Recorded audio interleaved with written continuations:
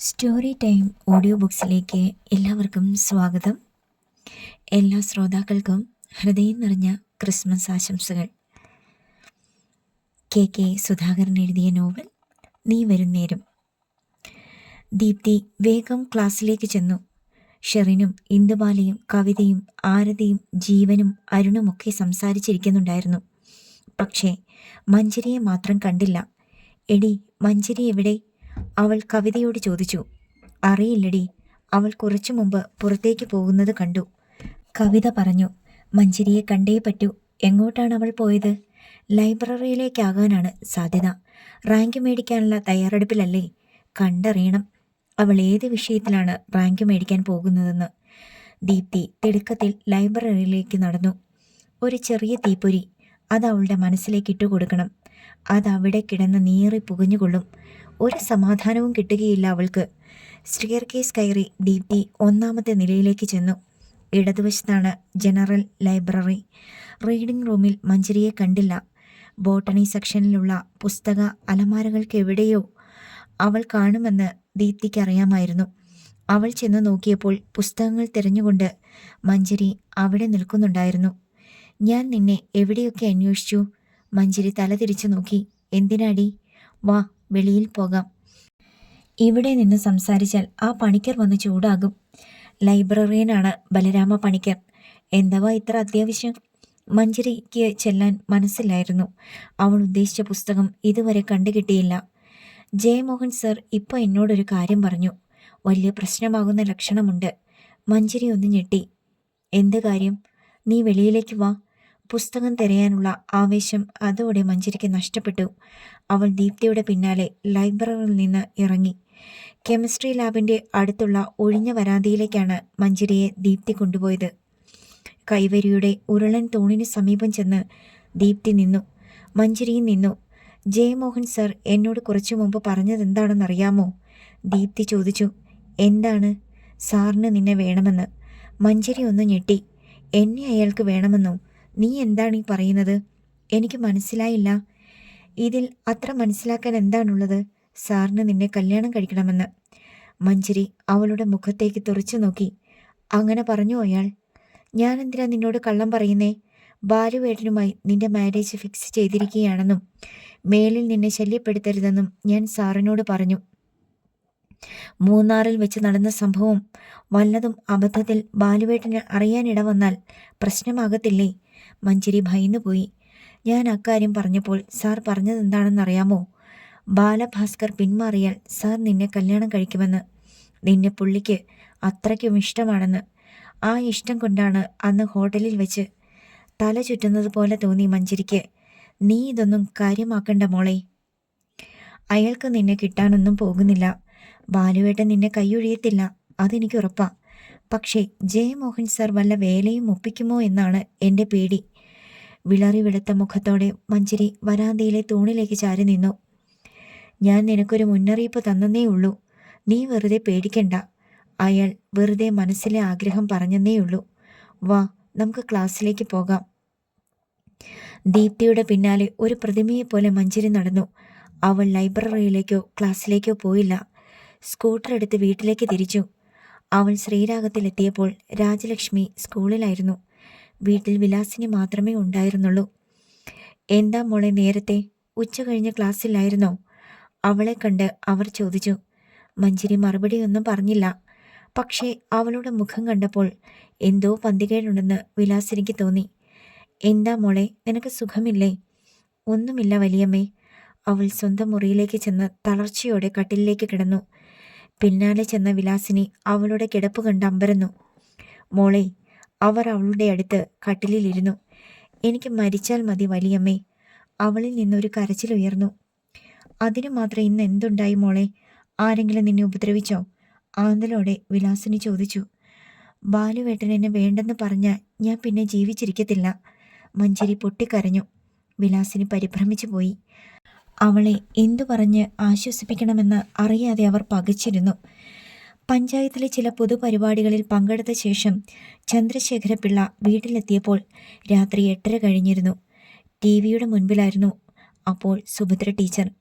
പിള്ളയെ കണ്ട് ടീച്ചർ എഴുന്നേറ്റു. കുളിക്കാൻ വെള്ളം ചൂടാക്കിയിട്ടുണ്ട്. ബാലു കഴിച്ചോ? അയാൾ ചോദിച്ചു. ഇല്ല, ഞാൻ വന്നിട്ട് ഒന്നിച്ച് കഴിക്കാം. ചന്ദ്രശേഖരപിള്ള കിടപ്പുമുറിയിലേക്ക് പോയി. എന്തോ വിഷയം സംസാരിക്കാനുണ്ടെന്ന് സുഭദ്ര ടീച്ചറിന് മനസ്സിലായി. രാത്രിയിൽ 2 ചപ്പാത്തിയും 1 പഴവുമാണ് പിള്ളയുടെ അത്താഴം. ബാലുവിന് ചോറ് തന്നെ വേണം. മീൻ വേണമെന്ന് അവന് നിർബന്ധമില്ല. ഉണ്ടെങ്കിൽ വിരോധവുമില്ല. ചോറും പുളിശ്ശേരിയും 1 തോരനോ മെഴുക്കുപുരട്ടിയോ ഉണ്ടെങ്കിൽ അവന് സന്തോഷം. ചന്ദ്രശേഖരപിള്ള കുളിച്ച് അലക്കിയ മുണ്ടുമുടുത്ത് ഊണുമുറിയിലേക്ക് വന്നു. സുഭദ്ര ടീച്ചർ ബാലുവിനെ വിളിക്കാൻ ചെന്നു. അയാൾ ലാപ്ടോപ്പിൽ ഒരു സിനിമ കണ്ടുകൊണ്ടിരിക്കുകയായിരുന്നു. അച്ഛൻ വന്നു. കഴിക്കാൻ വാ. അമ്മ പൊയ്ക്കോ, 1 മിനിറ്റ്, ഞാൻ വന്നേക്കാം. സുഭദ്ര ടീച്ചർ ചെന്നപ്പോൾ ചന്ദ്രശേഖരപിള്ള കഴിക്കാൻ ഇരുന്ന് കഴിഞ്ഞിരുന്നു. പ്ലേറ്റിലേക്ക് 2 ചപ്പാത്തി എടുത്തു വെച്ച് വെജിറ്റബിൾ കുറുമ ടീച്ചർ വിളമ്പിക്കൊടുത്തു. അവൻ എന്തിയേ? ഇപ്പം വരും. ടീച്ചറും ഇരുന്നു. അപ്പോഴേക്ക് ബാലഭാസ്കർ വന്നു. അച്ഛന് അഭിമുഖമായിട്ടാണ് അയാൾ ഇരുന്നത്. ടീച്ചർ അയാളുടെ പ്ലേറ്റിലേക്ക് ചോറ് വിളമ്പിക്കൊടുത്തു. മഞ്ചരിയുടെ കാര്യത്തിൽ നമുക്ക് എത്രയും വേഗം ഒരു തീരുമാനമെടുക്കണം, പിള്ള പറഞ്ഞു. ബാലഭാസ്കർ ചോദ്യഭാവത്തിൽ അച്ഛനെ നോക്കി. ഇന്നും ഒരു പ്രപ്പോസൽ വന്നിട്ടുണ്ട്. നിനക്ക് പൊതുമരാമത്ത് വകുപ്പിൽ അസിസ്റ്റൻ്റ് എഞ്ചിനീയറാണ് കുട്ടി. ഒരേ ഒരു മകളാ. അച്ഛൻ കോളേജ് പ്രൊഫസറാണ്, അമ്മ തഹസീൽദാർ. അച്ഛൻ എന്തിനാ ഇതൊക്കെ എന്നോട് പറയുന്നത്? എൻ്റെ കല്യാണം നമ്മൾ ഏതാണ്ട് തീരുമാനിച്ചുറപ്പിച്ചിരിക്കുകയല്ലേ? അസഹ്യതയോടെ ബാലഭാസ്കർ പറഞ്ഞു. ആരാ പ്രപ്പോസൽ കൊണ്ടുവന്നേ? സുഭദ്ര ടീച്ചർ ചോദിച്ചു. ബ്ലോക്ക് പഞ്ചായത്ത് പ്രസിഡന്റ് രാജശേഖരൻ ഇന്നൊരു മീറ്റിങ്ങിൽ വെച്ച് കണ്ടപ്പോഴാ പറഞ്ഞത്. അയാളുടെ ബന്ധുവാ കുട്ടിയുടെ അമ്മ. ബാലുവിൻ്റെ മാരേജ് ഓൾറെഡി ഫിക്സ്ഡ് ആണെന്ന് ഞാനപ്പോൾ തന്നെ പറയുകയും ചെയ്തു. ആരും ഒന്നും മിണ്ടിയില്ല. ഞാൻ പറഞ്ഞു വന്നത് എന്താണെന്ന് വെച്ചാൽ എത്രയും വേഗം കല്യാണത്തിൻ്റെ തീയതി കുറിക്കണം. അതോടെ വേറെ ആലോചനകൾ നിൽക്കും. അല്ലെങ്കിൽ ഓരോരുത്തരുടെ ചോദ്യങ്ങൾക്ക് ഞാൻ മറുപടി പറഞ്ഞുകൊണ്ടേ ഇരിക്കേണ്ടി വരും. അതിനിപ്പോൾ തടസ്സമൊന്നുമില്ലല്ലോ. മഞ്ചരിയുടെ ഗ്രഹനില നമുക്ക് മേടിക്കാം. ജോൾസിനെ കണ്ട് മുഹൂർത്തം കുറിപ്പിക്കാം. പിന്നെ ആര് ചോദിച്ചാലും പറയാമല്ലോ ഡേറ്റ്, സുഭദ്ര ടീച്ചർ പറഞ്ഞു. എന്നാൽ നാളെ തന്നെ നമുക്ക് ശ്രീരാഗത്തിലൊന്ന് പോകാം. നാളെ ശനിയാഴ്ചയല്ലേ, സ്കൂളില്ലല്ലോ. രാധാകൃഷ്ണനോട് ഒന്ന് വിളിച്ചു പറഞ്ഞാൽ മതി. നമ്മൾ രാവിലെ ചെല്ലുമെന്ന്. അത് കഴിഞ്ഞ് അയാൾക്ക് ഓഫീസിൽ പോകാമല്ലോ. നാളെ വേണ്ട ചന്ദ്രേട്ട, ശുഭകാര്യങ്ങൾ തുടങ്ങി വയ്ക്കാൻ നല്ല ദിവസമല്ല ശനി, സുഭദ്ര ടീച്ചർ പറഞ്ഞു. എന്നാൽ മറ്റന്നാൾ മതി, ഞായർ. അതങ്ങനെ തീരുമാനിക്കപ്പെട്ടു. ഈ അച്ഛൻ അത് എന്തിൻ്റെ കേടാ? വല്ലവരുമൊക്കെ വന്നു പറയുന്നതിന് അച്ഛൻ എന്തിനാ ചെവി കൊടുക്കാൻ പോകുന്നേ? ചന്ദ്രശേഖരപിള്ള കഴിച്ചു കഴിഞ്ഞ് എഴുന്നേറ്റ് പോയപ്പോൾ ബാലഭാസ്കർ അരിശത്തോടെ അമ്മയോട് ചോദിച്ചു. അതല്ലല്ലോ മോനെ മര്യാദ. അവർ ആഗ്രഹത്തോടെ വന്ന് പറയുന്നതാ. നമ്മൾ മഞ്ചരിയെ കണ്ടുവച്ചിട്ടുണ്ടെന്ന് അവർക്കറിയില്ലല്ലോ. അത് നമ്മൾ സാവകാശം പറഞ്ഞ് മനസ്സിലാക്കിക്കുന്നു. അതല്ലേ വേണ്ടത്? ചന്ദ്രശേഖരപിള്ളയെ സുഭദ്ര ടീച്ചർ ന്യായീകരിച്ചു. അതൊക്കെ ശരിയാ. എന്നാലും തൽക്കാലം മോതിരമാറ്റം നടത്താം. ഗായത്രി ചേച്ചി വന്നിട്ട് മതി കല്യാണം. പൊതുമരാമത്ത് വകുപ്പിൽ അസിസ്റ്റൻ്റ് എഞ്ചിനീയർ എന്നൊക്കെ കേട്ടപ്പോൾ അച്ഛൻ്റെ മനസ്സിന് ഇളക്കം തട്ടി കാണുമോ എന്നാണ് എൻ്റെ പേടി, ബാലഭാസ്കർ സത്യം പറഞ്ഞു. ഏയ്, അതൊന്നുമില്ല. നിന്റെ ആഗ്രഹത്തിന് അച്ഛനോ അമ്മയോ തടസ്സം നിൽക്കുമെന്ന് നീ വിചാരിക്കുന്നുണ്ടോ ബാലു? ഇല്ല. എന്നാലും മഞ്ചരി ഒരു പാവം കുട്ടിയെ അമ്മേ. അവളുടെ മനസ്സ് വേദനിപ്പിച്ചിട്ട് എനിക്ക് വേറൊരു ജീവിതം വേണ്ട. എന്തായാലും ഞങ്ങൾ മറ്റന്നാൾ പോകുന്നുണ്ടല്ലോ. ആ പണിക്കരെ നാളെ ഒന്ന് വിളിച്ചു നോക്കാം. പറ്റിയാൽ അന്ന് തന്നെ അയാളെ കൊണ്ട് മുഹൂർത്തം കുറിപ്പിക്കാം. സുഭദ്ര ടീച്ചർ ഏറ്റു. മഞ്ചരിയുടെ എക്സാം കഴിഞ്ഞിട്ട് മതി മോതിരം മാറ്റം. എല്ലാം കൂടെ ഇട്ട് കുഴയ്ക്കണ്ട. 2-3 മാസത്തിനുള്ളിൽ അവൾ ഫ്രീ ആകും. ഞായറാഴ്ച ഞങ്ങൾ എല്ലാം സംസാരിച്ച് ഒരു ധാരണയിൽ എത്തിയിട്ടേ വരൂ. നീ സമാധാനമായിട്ടിരിക്കെ. പിറ്റേന്ന് രാവിലെ രാധാകൃഷ്ണനെ ചന്ദ്രശേഖരപിള്ള വിളിച്ചു. രാധാകൃഷ്ണന് നാളെ വല്ല പ്രോഗ്രാമും ഉണ്ടോ? ഇല്ല സാറേ. എന്താ ചോദിച്ചേ? ഒന്നുമില്ല. രാവിലെ സുഭദ്രയും ഞാനും കൂടെ അങ്ങോട്ടൊന്ന് വരുന്നുണ്ട്. അവിടെ കാണുമോ എന്നറിയാനാ വിളിച്ചേ. അതിനെന്താ, വന്നാട്ടെ. ഞാൻ എങ്ങോട്ട് പോകത്തില്ല, രാധാകൃഷ്ണൻ പറഞ്ഞു. മോളുടെ ഗ്രഹനിലയും കൂടി ഒന്ന് എടുത്തു വെച്ചേക്കണം. നാളെ ഞങ്ങൾ പണിക്കരെ കാണാൻ പോകുന്നുണ്ട്. ഒന്ന് നോക്കിക്കാനാ. എടുത്തു വച്ചേക്കാം സാറേ. പിറ്റേന്ന് രാവിലെ പ്രാതൽ കഴിഞ്ഞ് ചന്ദ്രശേഖരപിള്ളയും സുഭദ്ര ടീച്ചറും കൂടി ശ്രീരാഗത്തിലേക്ക് പോകാനൊരുങ്ങി. നീയും കൂടെ വരുന്നോ? സുഭദ്ര ടീച്ചർ ചോദിച്ചു. ഇല്ലമ്മേ, നിങ്ങൾ രണ്ടുപേരും കൂടി പോയാൽ മതി. മുതിർന്നവർ കാര്യങ്ങൾ തീരുമാനിക്കുന്നിടത്ത് എൻ്റെ ആവശ്യമില്ലല്ലോ. ബാലഭാസ്കർ ഒഴിഞ്ഞു. വേണ്ട സുഭദ്രേ, 3 പേർ പോകുന്നതും ശുഭകരമല്ല, ചന്ദ്രശേഖരപിള്ള പറഞ്ഞു. അത് നേരാ. ബാലഭാസ്കറിന്റെ കാറിലാണ് രണ്ടുപേരും പോയത്. അവർ ശ്രീരാഗത്തിൽ ചെന്നപ്പോൾ രാധാകൃഷ്ണനും രാജലക്ഷ്മിയും കാത്തിരിക്കുന്നുണ്ടായിരുന്നു. ഞങ്ങൾ വിചാരിച്ചു ബാലു വരുമെന്ന്, രാജലക്ഷ്മി പറഞ്ഞു. അവൻ വന്നാലും പ്രത്യേകിച്ച് റോളൊന്നുമില്ലല്ലോ ഇപ്പോൾ. തന്നെയുമല്ല, പെണ്ണ് കാണലിൻ്റെ ആവശ്യവുമില്ല. മോളിങ്ങോട്ട് വരാൻ പറ ചേച്ചി, സുഭദ്ര ടീച്ചർ പറഞ്ഞു. വിലാസിനി അകത്തേക്ക് പോയി. പരിഭ്രമത്തോടെ മുറിയിലിരിക്കുകയായിരുന്നു മഞ്ജരി. വലിയമ്മയുടെ നിർബന്ധം കാരണം അവൾ ഭംഗിയുള്ള ചുരിദാർ ധരിച്ചിരിക്കുന്നു. മുടി ചീകിക്കെട്ടി മുഖം മിനുക്കിയിരുന്നു. മോൾ വാ, നിന്നെ കാണണമെന്ന് വിലാസിനി പറഞ്ഞു. എനിക്ക് പേടിയാ വലിയമ്മേ, അവൾ മടിച്ചു. എന്തിനാ എൻ്റെ മോൾ പേടിക്കുന്നേ? ബാലുവേട്ടൻ്റെ അച്ഛനും അമ്മയും എന്തെങ്കിലും അറിഞ്ഞാൽ? എന്തറിയാനാ? അതിനൊന്നും സംഭവിച്ചിട്ടില്ലല്ലോ. മോൾ മിടുക്കിയായിട്ട് എഴുന്നേറ്റ് വാ. അവരുടെ മുന്നിൽ സന്തോഷത്തോടെ നിൽക്കണം. എന്തെങ്കിലും ചോദിച്ചാൽ ചിരിച്ചുകൊണ്ട് മറുപടി പറയണം. വിലാസിനി അവളെ നിർബന്ധിച്ച് സ്വീകരണ മുറിയിലേക്ക് കൊണ്ടുപോയി. എന്താ മോളെ ഒരു ക്ഷീണം പോലെ? അവളുടെ വിളറിയ മുഖം കണ്ട് സുഭദ്ര ടീച്ചർ എഴുന്നേറ്റ് ചെന്നു. സ്റ്റഡി ടൂറിന് പോയി പനിയും പിടിച്ചാ വന്നത്. നല്ല അലച്ചിലല്ലായിരുന്നു. ശരിക്കും ആഹാരം കഴിച്ചു തുടങ്ങിയില്ല ഇതുവരെ, വിലാസിനി പറഞ്ഞു. അത് സാരമില്ല, പനിയൊക്കെ മാറും. ശരിക്ക് ഭക്ഷണം കഴിക്കണേ മോളെ. ഫൈനൽ എക്സാമാ വരുന്നേ. ആരോഗ്യം വീണ്ടു കിട്ടിയാലേ നന്നായിട്ട് പ്രിപ്പയർ ചെയ്യാൻ പറ്റൂ, സുഭദ്ര ടീച്ചർ അവളെ ഉപദേശിച്ചു. നീ ഓരോന്ന് പറഞ്ഞ് ആ കുട്ടിയെ പേടിപ്പിക്കാതെ. മഞ്ജരി മിടുക്കിയല്ലേ, അവൾ നന്നായി പഠിച്ചോളും. ചന്ദ്രശേഖരപിള്ള അവളുടെ സഹായത്തിനെത്തി. കേട്ടോ മോളെ, ഞങ്ങൾ വന്നത് നിന്റെ ഗ്രഹനില മേടിച്ചോണ്ട് പോകാനാ. ബാലു ഞങ്ങളെ അവിടെ ഇരുത്തി പൊറപ്പിക്കുന്നില്ല.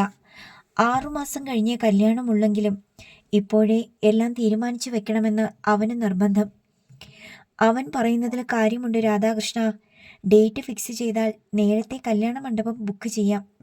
അല്ലെങ്കിൽ പിന്നെ വലിയ ബുദ്ധിമുട്ടാകും ഇഷ്ടമുള്ള മണ്ഡപം കിട്ടാൻ, ചന്ദ്രശേഖരപിള്ള പറഞ്ഞു.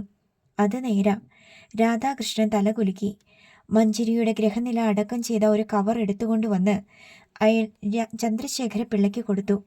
പിള്ള അത് 2 കൈയും നീട്ടി സ്വീകരിച്ചു. ശരി, മുഹൂർത്തമുള്ള ഡേറ്റ് നോക്കിയിട്ട് ഞാൻ വിളിക്കാം. രാധാകൃഷ്ണന്റെ അഭിപ്രായം കൂടി അറിഞ്ഞിട്ടേ അത് ഫൈനലൈസ് ചെയ്യൂ, ചന്ദ്രശേഖരപിള്ള പറഞ്ഞു. അങ്ങനെ ആവട്ടെ.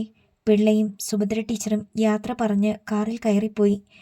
രാജലക്ഷ്മിയും രാധാകൃഷ്ണനും വിലാസിനിയും അവർ പോകുന്നത് നോക്കി നിന്നു. മഞ്ജരി ആരും അറിയാതെ അവളുടെ മുറിയിലേക്ക് പിൻവലിഞ്ഞു. എല്ലാം നല്ലതിനാ, അല്ലെങ്കിൽ പിന്നെ അവർ കല്യാണത്തിന് ധൃതി കൂട്ടത്തില്ലായിരുന്നു, രാധാകൃഷ്ണൻ പറഞ്ഞു. ഭഗവതിക്ക് ഞാനൊരു പട്ടും താലിയും നേർന്നിട്ടുണ്ട് രാധേട്ടാ. എല്ലാം ശുഭമായി തീരും. നമ്മുടെ കുഞ്ഞിൻ്റെ മനസ്സ് ഇതുവരെ നേരെയായിട്ടില്ല. അതാ എൻ്റെ ഒരു പേടി. കുറച്ച് ധൈര്യം കിട്ടിയാൽ മതിയായിരുന്നു, വിലാസിനി പറഞ്ഞു. ഒക്കെ ശരിയാകും ചേച്ചി. കുറച്ച് ദിവസം കഴിയുമ്പോൾ അവൾ പഴയ പോലെ നോർമലാകും. ബ്ലേഡ് കൊണ്ട് വിരലൊന്നും മുറിഞ്ഞാൽ തന്നെ അല്പ ദിവസം എടുക്കില്ലേ മുറിവ് ഉണങ്ങാൻ? അതുപോലെയേ ഉള്ളൂ. ശുഭാപ്തി വിശ്വാസമുണ്ടായിരുന്നു രാധാകൃഷ്ണന്. മഞ്ജരിയുടെ അടുത്തേക്ക് വിലാസിനി ചെന്നു. അവൾ വിഷാദത്തോടെ അവരെ നോക്കി. വലിയമ്മേ, എനിക്കിത് താങ്ങാൻ പറ്റുന്നില്ല. എന്താ മോളെ? അവർ അവളുടെ അടുത്തിരുന്നു. നടന്നതെന്താണെന്ന് നമുക്കല്ലേ അറിയൂ. പക്ഷേ ആ സംഭവത്തെക്കുറിച്ച് ബാലുവേട്ടൻ എന്തെങ്കിലും അറിയാനിട വന്നാൽ എന്തുകൊണ്ടാണ് ഇക്കാര്യം നേരത്തെ പറയാത്തതെന്ന് ചോദിച്ചാൽ ഞാൻ എന്തു പറയും? അവളുടെ ചോദ്യത്തിന് മറുപടിയില്ലായിരുന്നു വിലാസിനിക്ക്. പറയാൻ പറ്റാത്ത എന്തോ സംഭവിച്ചത് കൊണ്ടാണ് അക്കാര്യം മറച്ചുവെച്ചതെന്ന് ബാലുവേട്ടൻ വിചാരിക്കില്ലേ? അവൾ ചോദിച്ചു. അതൊന്നും ആരും അറിയാൻ പോകുന്നില്ല മോളെ. എനിക്ക് റിസ്ക് എടുക്കാൻ വയ്യ വലിയമ്മേ. നടന്ന കാര്യങ്ങൾ ഞാൻ ബാലുവേട്ടനെ അറിയിക്കും. പൂർണ്ണ സമ്മതമുണ്ടെങ്കിൽ മാത്രം മതി എന്നെ കല്യാണം കഴിക്കുന്നത്. അല്ലെങ്കിൽ ബാലുവേട്ടൻ്റെയും എൻ്റെയും ജീവിതം തകർന്നെന്നിരിക്കും. ജീവിതകാലം മുഴുവൻ എന്നെ സംശയിക്കും. എടുത്തു ചാടി ഒന്നും ചെയ്യല്ലേ മോളെ, വിലാസിനി അപേക്ഷിച്ചു. നന്നായി ആലോചിച്ചിട്ടാ വലിയമ്മേ ഞാൻ ഈ കാര്യം പറയുന്നേ. നീറിപ്പുകയുന്ന കുറ്റബോധവുമായി ബാലുവേട്ടൻ്റെ കൂടെ ഞാനിങ്ങനെ സ്വസ്ഥമായിട്ട് ജീവിക്കും? അത് വേണ്ട, എനിക്കതറിയണം. വിലാസിനി പെട്ടെന്ന് അവളുടെ വായ പൊത്തി. അരുത് മോളെ, അബദ്ധമൊന്നും കാണിക്കല്ലേ. മഞ്ജരി ഒന്നും പറഞ്ഞില്ല. അന്ന് വൈകുന്നേരം രാധാകൃഷ്ണനെ ചന്ദ്രശേഖരപിള്ള ഫോണിൽ വിളിച്ചു. ഞങ്ങളിന്ന് ജ്യോത്സ്യൻ പണിക്കരെ കാണാൻ പോയിരുന്നു രാധാകൃഷ്ണ. പൊരുത്തം ഒന്നാം തരം. ഓ, അതെങ്ങനെയേ വരൂ സാറേ. നമ്മൾ രണ്ടു കൂട്ടരും അത് അത്രയ്ക്ക് ആഗ്രഹിക്കുന്നുണ്ടല്ലോ. മുഹൂർത്തം നോക്കിയപ്പോൾ ജനുവരി 8 ഞായർ 11:30-ക്കും 12:15-നും മധ്യ ഉണ്ട്. അവിടെ അസൗകര്യമൊന്നുമില്ലെങ്കിൽ നമുക്ക് ആ മുഹൂർത്തം എടുക്കാം, പിള്ള പറഞ്ഞു. ഞാൻ രാജിയുമായി ഒന്ന് ആലോചിച്ചിട്ട് പറഞ്ഞാൽ പോരെ? അത് മതി. മോതിരം മാറ്റത്തിനുള്ള 2-3 മുഹൂർത്തങ്ങൾ പണിക്കർ കുറിച്ച് തന്നിട്ടുണ്ട്. അതേക്കുറിച്ച് നമുക്ക് തമ്മിൽ കാണുമ്പോൾ പറയാം. എന്താ? അത് മതി. മോളുടെ എക്സാം എന്ന് അവസാനിക്കും എന്നറിഞ്ഞിട്ട് സൗകര്യപ്രദമായ ഒരു മുഹൂർത്തം എടുക്കാം. അപ്പോൾ തന്നെ ആ സന്തോഷ വാർത്ത രാജലക്ഷ്മിയെയും വിലാസിനെയും രാധാകൃഷ്ണൻ അറിയിച്ചു. കല്യാണ തീയതി അറിഞ്ഞതോടെ മഞ്ജരിയുടെ മനസ്സമാധാനം നഷ്ടപ്പെട്ടു. നടന്നതൊക്കെ ബാലുവേട്ടൻ അറിഞ്ഞേ പറ്റൂ. മുറിയിൽ കയറി വാതിലടച്ചിട്ട് അവൾ ബാലഭാസ്കറിനെ മൊബൈലിൽ വിളിച്ചു. എന്താ മഞ്ജരി? ഉടൻ അയാൾ കോൾ എടുത്തു. എനിക്കൊന്ന് സംസാരിക്കണമായിരുന്നു. ഞാനിപ്പോൾ ഒരു ഫ്രണ്ടിൻ്റെ വീട്ടിലാ. അവൻ്റെ ബർത്ത്ഡേ ആയിന്ന്. ഞങ്ങൾ എല്ലാവരും കൂടി ചെറിയൊരു പാർട്ടി. പശ്ചാത്തലത്തിൽ പൊട്ടിച്ചിരികളും ഉച്ചത്തിലുള്ള സംസാരവും പാട്ടും അവൾ കേട്ടു. എന്നാലും ഞാൻ വെളിയിലേക്ക് ഇറങ്ങി നിൽക്കാം. മഞ്ജരി പറഞ്ഞോളൂ. ഫോണിൽ പറഞ്ഞാൽ ശരിയാവത്തില്ല. എനിക്ക് നേരിൽ കാണണം. പിന്നെ ആയാലും മതി, അവൾ പറഞ്ഞു. ശരി, അത് മതി. അയാൾ കോൾ കട്ട് ചെയ്തു. ബാലുവേട്ടനോട് സംസാരിക്കണം, എല്ലാം പറയണം. അത് കേട്ടിട്ട് ബാലുവേട്ടൻ തന്നെ തീരുമാനിക്കട്ടെ. മഞ്ജരി ദീർഘമായി ഒന്ന് നിശ്വസിച്ചു. വൈകുന്നേരം കോളേജിൽ നിന്ന് വന്നിട്ട് അക്ഷമയോടെ അമ്മയെ കാത്ത് ദീപ്തിയിരുന്നു. വിജയകുമാരി വന്നപ്പോൾ 6:30 മണി കഴിഞ്ഞു. എന്താ മോളെ, എന്തു പറ്റി? അവളുടെ മ്ലാനമായ മുഖം കണ്ട് വിജയകുമാരി ചോദിച്ചു. അടുത്ത ജനുവരി 8-ന് മഞ്ജരിയുടെ കല്യാണമാണ്. ബാലുവേട്ടൻ്റെ അച്ഛനും അമ്മയും കൂടിയാണ് ജോൾസിനെ കണ്ട് മുഹൂർത്തം കുറിപ്പിച്ചത്. വിജയകുമാരി ഒന്ന് ഞെട്ടി. നീ എങ്ങനെ അറിഞ്ഞു ഇക്കാര്യം? ഇന്ന് കോളേജിൽ വെച്ച് അവളാ പറഞ്ഞത്. പക്ഷേ അവൾക്കത്ര സന്തോഷമില്ല. അതെന്താ? അതെനിക്കറിയത്തില്ലമ്മേ. വിജയകുമാരി അല്പനേരം ചിന്താമഗ്നയായിരുന്നു. ഇനി വെയിറ്റ് ചെയ്താൽ ശരിയാവത്തില്ല. എന്ന് വെച്ചാൽ? നാളെ തന്നെ നീ ചെന്ന് ബാലുവിനെ കാണണം. എന്നിട്ട് എന്താണ് പറയേണ്ടതെന്ന് അമ്മ പറയാം. പകൽ വീട്ടിൽ കാണത്തില്ല ബാലുവേട്ടൻ, അവൾ പറഞ്ഞു. ഓഫീസിൽ ചെന്ന് കണ്ടാൽ മതി. ആ മാസത്തെ ഇലക്ട്രിസിറ്റി ബില്ല് വന്നിരിപ്പുണ്ടായിരുന്നു. വിജയകുമാരി ചെന്ന് അതെടുത്തു കൊണ്ടുവന്ന് ദീപ്തിയെ ഏൽപ്പിച്ചു. നാളെ നീ ഒരു പീരീഡ് കോളേജിൽ നിന്ന് കട്ട് ചെയ്താലും കുഴപ്പമില്ല. ബില്ലടയ്ക്കാൻ വന്നപ്പോൾ വെറുതെ കയറിയതാണെന്ന മട്ടിൽ ചെന്ന് ബാലുവിനെ കാണണം. മനസ്സിലായോ? അവൾ തലകുലുക്കി. പിറ്റേന്ന് കോളേജിൽ ചെന്നിട്ട് ആദ്യത്തെ പീരീഡ് അറ്റൻഡ് ചെയ്തിട്ട് ദിവ്യ ടീച്ചറിനോട് അനുവാദം വാങ്ങി അവൾ KSCB ഓഫീസിലേക്ക് ചെന്നു. നോക്കിയപ്പോൾ ക്യാഷ് കൗണ്ടറിൽ നീണ്ട ക്യൂ. അവൾ നേരെ ബാലഭാസ്കറിനെ തേടി ചെന്നു. അയാളുടെ മുറിയുടെ വാതിലിന് മുകളിൽ സി ബാലഭാസ്കർ ജൂനിയർ എഞ്ചിനീയർ എന്ന് എഴുതി വെച്ചിട്ടുണ്ടായിരുന്നു. ദീപ്തി അകത്തേക്ക് കയറി ചെന്നു. അവളെ കണ്ട് അയാൾ അത്ഭുതപ്പെട്ടു. എന്താ ദീപ്തി? ഇലക്ട്രിസിറ്റി ബില്ലടയ്ക്കാൻ വന്നതാ ബാലുവേട്ട. നോക്കിയപ്പോൾ വലിയ ക്യൂ. എന്നാൽ പിന്നെ ബാലുവേട്ടനെ കണ്ടിട്ട് പോകാമെന്ന് വിചാരിച്ചു. നീ ആ ബില്ലിങ് താ. അയാൾ കൈനീട്ടി. അവൾ ബാഗിൽ നിന്ന് ബില്ലും പണവും എടുത്ത് ബാലഭാസ്കറിൻ്റെ കയ്യിൽ കൊടുത്തു. അയാൾ അത് മറ്റൊരു സ്റ്റാഫിനെ വിളിച്ച് ക്യാഷ് കൗണ്ടറിലേക്ക് കൊടുത്തുവിട്ടു. ഇരിക്കൂ ദീപ്തി. അവൾ മേശയുടെ എതിർവശത്തുള്ള കസേരകളിൽ ഒന്നിലിരുന്നു. അപ്പോഴാണ് മേശപ്പുറത്തെ ഫോൺ ബെല്ലടിച്ചത്. 1 മിനിറ്റ് ദീപ്തി. അയാൾ റിസീവർ എടുത്ത് സംസാരിച്ചു. ഏതോ കണക്ഷൻ കൊടുക്കുന്ന കാര്യമാണെന്ന് അവൾക്ക് മനസ്സിലായി. അവൾ ബാലഭാസ്കറിനെ തന്നെ നോക്കിയിരുന്നു. എത്ര സുന്ദരനാണ് ബാലുവേട്ടൻ. വെളുത്ത മുഖത്ത് നല്ല ഭംഗിയുള്ള മീശ, നിഷ്കളങ്കമായ കണ്ണുകൾ, വെളുത്ത് നിരയൊത്ത പല്ലുകൾ, വൃത്തിയുള്ള ചുണ്ടുകൾ. ഉമ്മ വെച്ചാൽ തന്നെ എന്ത് രസമായിരിക്കും. സംസാരം അവസാനിപ്പിച്ചപ്പോൾ അയാൾ റിസീവർ വെച്ചു. എന്തൊക്കെയാണ് ദീപ്തി വിശേഷങ്ങൾ? അയാൾ വെറുതെ ലോഹ്യം ചോദിച്ചു. വിശേഷങ്ങൾ ബാലുവേട്ടനല്ലേ? കല്യാണത്തിൻ്റെ ഡേറ്റ് മഞ്ജരി വന്ന് പറഞ്ഞു. ഇന്നലെയാണ് ഡേറ്റ് എടുത്തത്. ബാലുവേട്ടനെ അവളും ആഗ്രഹിച്ചു, ഞാനും ആഗ്രഹിച്ചു. പക്ഷേ അവളെയാണ് ബാലുവേട്ടൻ കൂടുതൽ സ്നേഹിച്ചത്. അതുകൊണ്ട് ബാലുവേട്ടനെ അവൾക്ക് കിട്ടി. എനിക്കതിൽ ദുഃഖമൊന്നുമില്ല. കാരണം അവൾ എൻ്റെ ഏറ്റവും പ്രിയപ്പെട്ട കൂട്ടുകാരിയാണ്. ബാലഭാസ്കർ ഒന്നും മിണ്ടിയില്ല. മഞ്ജരിയെ ബാലുവേട്ടൻ അത്രയധികം സ്നേഹിക്കുന്നത് കൊണ്ട് അവളുടെ ഭാഗത്ത് എന്തെങ്കിലും അബദ്ധമുണ്ടായാൽ തന്നെ ബാലുവേട്ടൻ ക്ഷമിക്കുമെന്നും എനിക്കറിയാം. ദീപ്തി പറഞ്ഞു. അബദ്ധമോ? അയാൾക്ക് മനസ്സിലായില്ല. അവളുടെ ഭാഗത്ത് ഒരു തെറ്റുമില്ല ബാലുവേട്ട. നമ്മൾ റോഡിൽ കൂടി നടക്കുമ്പോൾ ഒരു പട്ടി വന്ന് നമ്മളെ കടിക്കുന്നു. അത് നമ്മുടെ കുറ്റമല്ലല്ലോ. അവളുടെ കാര്യത്തിലും അതേ സംഭവിച്ചുള്ളൂ. എന്ത് സംഭവിച്ചു? ഉത്കണ്ഠയോടെ ബാലഭാസ്കർ അവളുടെ മുഖത്തേക്ക് നോക്കി. സ്റ്റഡി ടൂറിന് പോയപ്പോൾ മൂന്നാറിൽ വെച്ച് മഞ്ജരിക്ക് സുഖമില്ലാതായി. ഞങ്ങളെല്ലാം പ്ലാന്റ് കളക്ഷന് പോയപ്പോൾ ഹോട്ടൽ റൂമിൽ അവൾക്ക് കൂട്ടിരുന്നത് ജയമോഹൻ സാറാണ്. ഞങ്ങൾ തിരിച്ചു വന്നപ്പോൾ അവൾ കിടന്ന് കരയുന്നു. ബാലഭാസ്കർ ഞെട്ടി. മഞ്ജരിയോട് ചോദിച്ചിട്ട് അവൾ ഒന്നും വിട്ടു പറഞ്ഞില്ല. സംശയം തോന്നിയിട്ട് ഞാൻ ജയമോഹൻ സാറിനോട് തിരക്കി. സെൽഫ് കൺട്രോൾ കിട്ടിയില്ല. അങ്ങനെ സംഭവിച്ചു പോയെന്ന പുള്ളി പറഞ്ഞത്. വിശ്വസിക്കാനാവാതെ അയാൾ ദീപ്തിയുടെ മുഖത്തേക്ക് തുറച്ചു നോക്കി. ഇവിടെ വന്ന ശേഷം രാജലക്ഷ്മി ആൻറ്റിയും രാധാകൃഷ്ണൻ അങ്കിളും കൂടി അവളെ ഗൈനക്കോളജിസ്റ്റ് ജമുനാദേവി ഡോക്ടറെ കൊണ്ട് പരിശോധിപ്പിച്ചു. 2 മാസം കഴിഞ്ഞാലേ പ്രഗ്നൻസി ടെസ്റ്റ് നടത്താൻ പറ്റൂ. അതുവരെ വെയിറ്റ് ചെയ്യാനാ ഡോക്ടർ പറഞ്ഞത്. മരവിച്ചു പോയ മനസ്സുമായി ബാലഭാസ്കർ ഇരുന്നു. അടുത്ത ഭാഗം നാളെ.